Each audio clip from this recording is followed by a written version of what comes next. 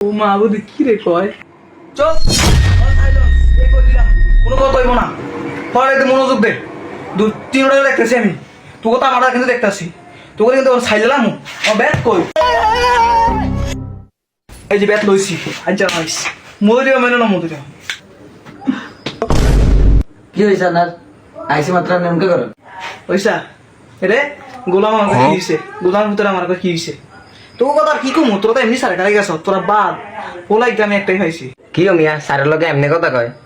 এ নুরু কি তারে কস আমরা তো এমনি পাস বুঝছ না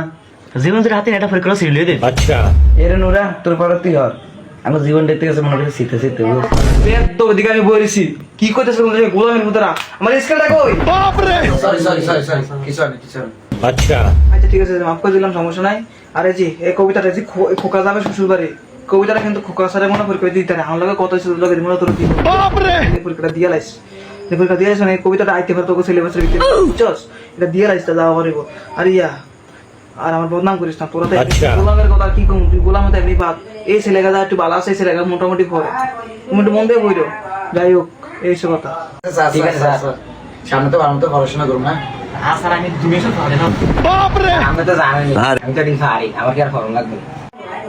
আচ্ছা ঠিক আছে শুনে খুব খুশি হলাম আর দেখা যায় মানে আর যে গোলামের প্রতি না পারবো হে গোলামের এরকম শেষ দিমু রানাত্তল বাগলাম হয়ে কই দিলাম